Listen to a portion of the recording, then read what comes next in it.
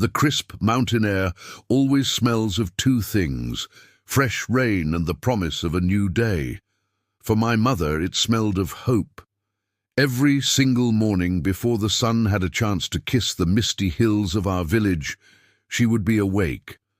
Her hands, rough and calloused but gentle, would tie the worn kitenge around her waist. It was a fabric of 100 colors, faded by the sun and mended in more places than I could count. That kitenge wasn't just a piece of cloth, it was her uniform, her armor, as she faced the sprawling green tea plantations that were both our livelihood and our challenge. She was a tea picker, a job that demanded everything and gave back just enough to survive. But my mother wasn't just surviving, she was building a future, my future. Each coin she earned, carefully wrapped in a corner of that same kitenge, was a brick in the foundation of my education. "You see this, my daughter?" she'd say, her eyes shining brighter than any jewel. "This isn't just money, this is your pen, this is your book, this is your escape from these hills." I would watch her, my small heart swelling with a mix of pride and a quiet ache. I knew the weight of each of those coins was carried on her tired shoulders. The days were long and relentless.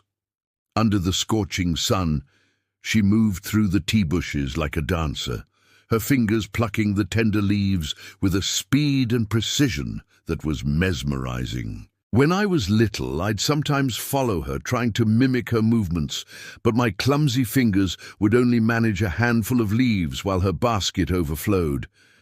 She would laugh, a sound as warm as the afternoon sun, and tell me, "Your hands are for holding books, not for this." She protected my softness, my childhood, with the fierceness of a lioness. Our evenings were the best part of the day. She would come home, exhausted but never defeated. After a simple meal, she would sit with me as I did my homework. She couldn't read the words in my books, but she would trace the letters with her finger, her brow furrowed in concentration, as if she could absorb the knowledge through sheer willpower. She would listen to me read aloud, her head nodding, a proud smile playing on her lips. Those moments, bathed in the soft glow of our single kerosene lamp, were everything. They were the fuel that kept me going, the reason I studied until my eyes burned. I was studying for both of us. Then came the rainy season. The hills, usually so green and inviting, turned treacherous. The paths became slick with mud, and the fog hung so thick you could barely see a few feet ahead. But the tea leaves didn't wait for the weather, so my mother went. One morning the rain was particularly merciless. She kissed my forehead, her lips cool from the morning chill. "Be good in school today," she whispered, pulling her kitenge tighter. "I'll be back before you know it." She smiled, that familiar, reassuring smile, and disappeared into the grey curtain of rain. But she didn't come back. The hours ticked by, each one a lifetime. The rain didn't stop, and neither did the growing knot of fear in my stomach. The village men went out searching, their lanterns like tiny, frantic fireflies against the dark, imposing hillside. They found her basket first, overturned, the precious tea leaves scattered in the mud. And then they found her. She had slipped on a steep, muddy path, a simple, tragic accident. The vibrant kitenge she wore was torn, snagged on a rock. That was the day the sun went out in my world. The village rallied around me.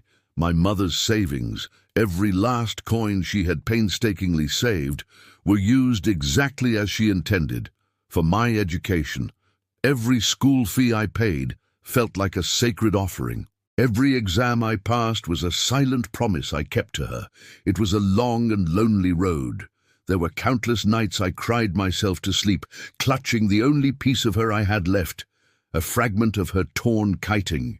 It was faded, stained with mud and rain from that final day, but it still smelled faintly of her, of tea leaves, and of unconditional love. I studied nursing. I wanted to heal, to care for others, to give back the kindness that had been shown to me. The day I graduated, I didn't wear a fancy dress. I wore my crisp, white nurse's uniform, and around my neck I tied a scarf I had carefully stitched together from the pieces of my mother's torn kitenge. The vibrant, mismatched patterns were a stark contrast to my white uniform, a splash of beautiful, painful color against the sterile white. Today, as a nurse, I meet people from all walks of life.